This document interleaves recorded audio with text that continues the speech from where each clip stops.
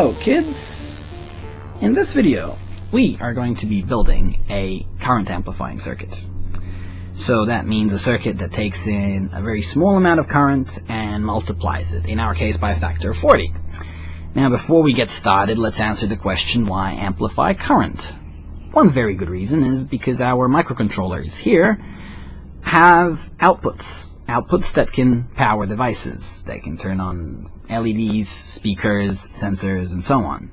But they're not very powerful. Namely, they're about 40 milliamps at 5 volts, enough to power 3-4 little LED lights. So, when we are going to be needing a bit more of a kick, we're going to use amplification, a transistor. Another very good reason to amplify electric currents, well, perhaps you could say amplify signals. Radio, electromagnetic disturbances coming in through the air are really weak, and as human beings we cannot sense them, but we can use sensors to sense them, and then amplify them, means multiply them by factors of hundreds of times, and then turn them into sound, music, radio, and so on. Now, all of that runs on a little electric device called, I don't know how well you can see it, it's called a transistor. And this is one. Now, I'll explain on the board how a transistor works.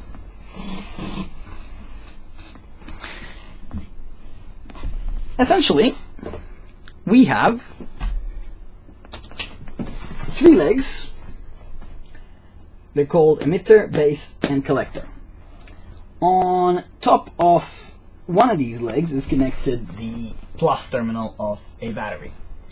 On the bottom of another is earth. Perhaps more intuitively, we'll call that a minus terminal of the battery. Now, the current is not flowing through this transistor. So if we were to put, say,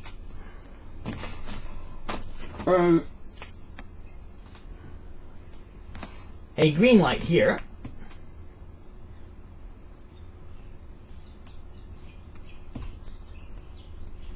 this light would be off. But there is the third leg, which is called the base. Now if we were to flow a very small current between this middle leg and the emitter leg, one of the outside ones, what would happen is that that current would get multiplied by a factor of 40 and then flow from the plus terminal to the minus terminal, or from plus terminal to the earth. So what happens is we have a tiny current flowing in between these 2 legs, and then which turns into a 40 times larger current being allowed to flow from the plus terminal to the minus terminal. So you could say that current is called collector emitter current, or CE current. And it is 40 times bigger than the base emitter current.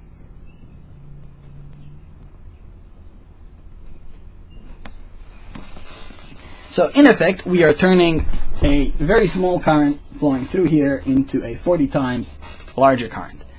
We are not generating electricity from nothing. This electricity is coming in from the power source, which is already there. So you can think of it like opening a valve, or we've built a dam here that gets opened by how much current is flowing through these 2 places. So the circuit that we're going to build is quite an interesting one. What we're going to do is place a wire here and a wire here and put a person to hold these 2 ends.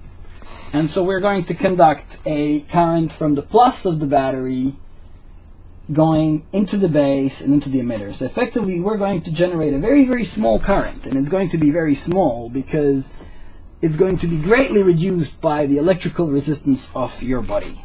So you can think of your body like a giant resistor. I don't know.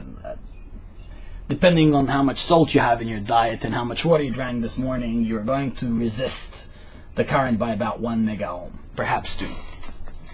And so what's going to happen fingers crossed, is current is going to flow from the plus terminal of the battery through you into the bee, into the earth, and then it's going to allow a 40 times larger current to flow from the plus terminal through the LED, turning it on into the earth. So effectively, by touching two little wires, you'll be turning on an LED. Cool, let's try doing it. Okay, so here we have our Arduino, our breadboard, and our Arduino development kit, which is available from robotics.com.au. Now let's get started. We grab some jumper wires and we electrify our board. I'd say we use 5 volts, so we put the red wire into the 5 volts and then into the red rail, and we put the black wire into one of the G and D terminals and into the blue rail.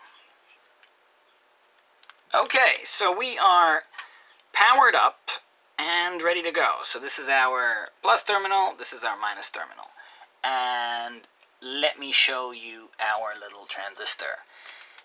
When the face is facing you, you read from left to right, eat big cookie. So this is the emitter, base, and that there is the collector.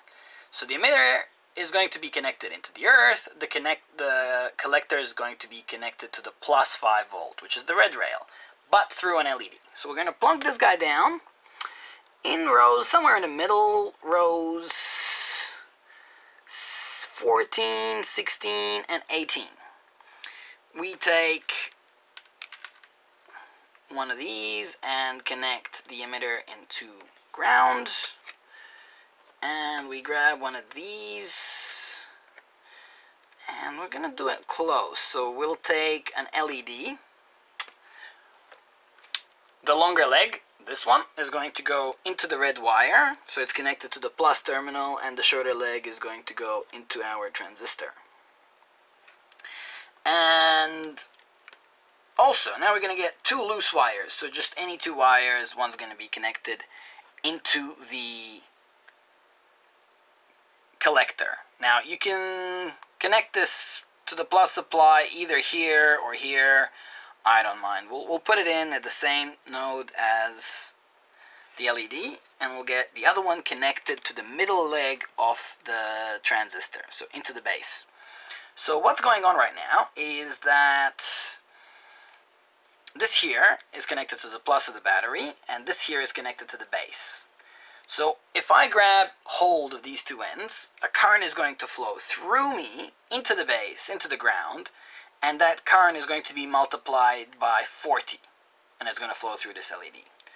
So if an LED needs about 20 milliamps, that means that if I can flow about half a milliamp through myself, I'm going to turn this LED on. Ready? Wow, and I can very easily. In fact, I only need to touch, no, I think I need to touch both ends. But there you go.